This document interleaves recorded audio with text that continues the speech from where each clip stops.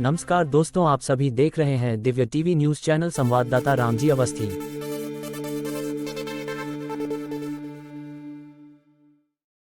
जैसा कि अभी हमने आपको सत्यप्रकाश सिंह जी से मिलाया, हमारी मुलाकात हुई एक ऐसे मानवर से जो यहाँ गाइड का काम करते हैं।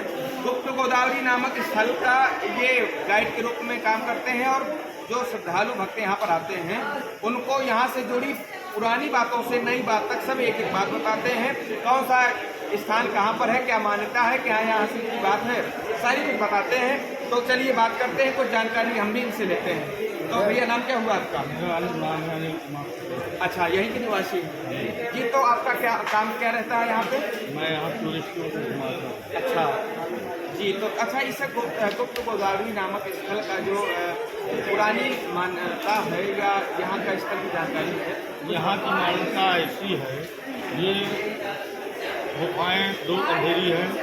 अंधेरी गुफाओं के अंदर विद्युत व्यवस्था मध्य प्रदेश शासन को सिद्ध की गई है। बाकी जो गुफाएँ हैं विश्वकर्मा द्वारा रचित गुफाएँ हैं। विश्वकर्मा जी को मालूम था कि भगवान राम का वनवास रूप में हो, तो उन्होंने पहले से इन गुफाओं का निर्माण करके रखा था। रामचरितमानस में ऐसी चौपाई है कि तापस वेश विशेष जाति 14 वर्ष राम वनवास। भगवान राम का 14 साल का वनवास हुआ था, जिसमें 11.5 साल पूरे चित्रकूट में रहे। जहाँ जहाँ पर राक्षस रहे वहाँ भगवान राम गए, राक्षसों को मारा, ऋषि मुनि देवी देवताओं को शिक्षा दी। तो इस गुफा के अंदर एक मयंक नाम का राक्षस रहता था।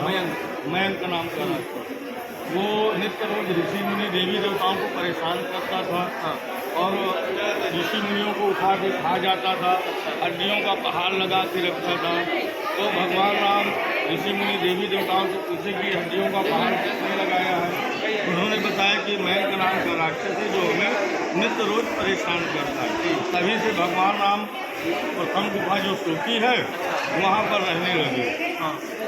वहाँ पर एक सीता जी का कुंड है, वहाँ सीता जी वनवास काल में स्नान करती थी और माता सीता जी को महासती अनुसुईया जी ने दिव्य वस्त्र दिए थे। जी, तो सती अनुसुईया में दिए थे, गुफा के अंदर नहीं दिए थे। गुफा के अंदर तो स्नान करती थी माता जी। पहले मर्यादाएँ बहुत थी, जो जिस जगह पे स्नान करते थे उसकी जगह में दूसरे लोग स्नान नहीं किया करते। इसीलिए राम कुंड, लक्ष्मण कुंड, सीता कुंड, धनुष कुंड ये सब बनाए थे। माता जी के आभूषण और वस्त्रों की चोरी करके जब वो राक्षस भगने लगा तो लक्ष्मण जी पहले पर थे, तो उन्होंने अपने शब्दों के बाद सत्यवेदी बाण को राक्षस को उल्टा काट दिया और बोले, हे दुष्ट तो ताला पाता हो गया। वो राक्षस पत्थर होने लगा तो भगवान राम से विनय किया कि हे प्रभु, आपने मुझे पत्थर बना दिया, मेरा भोजन क्या होगा? वो मर्यादा पुरुषोत्तम से मर्यादा भंग करना उनका काम नहीं था। उन्होंने कहा, कलयुग में जो दर्शनार्थी मेरे साथ तुम्हारा दर्शन करेगा, उसके मानसिक पापों का भक्षण करना यही तुम्हारा भोजन है। और जो ये आप जिस जगह पर आप खड़े हैं, इस स्थान का नाम है गुप्त गोदावरी। नदी मनोहर पाप नाशनी पाप मोचनी कहलाई और नासिक पंचवटी से भ्रमण करते हुए चित्रकूट धाम को।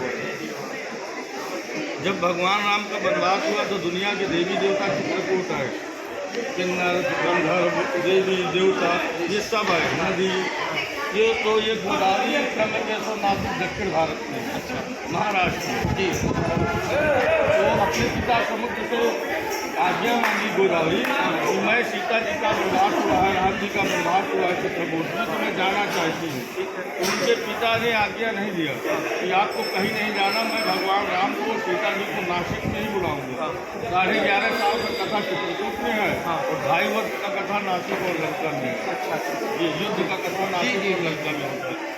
तो जाके पूरा 14 हाँ, तो जब वो उनके पिता ने आज्ञा नहीं दिया गोदावरी को, तो गोदावरी सीता जी की नैयर पुत्र की सहेली थी, बचपने की सहेली थी। वो मित्रता के कारण गोदावरी व्याकुल हो गए और विंध्याचल पर्वत को तोड़ते हुए इस गुफा के अंदर धनुष कुंड है, वहाँ पर गोदावरी प्रकट हुई।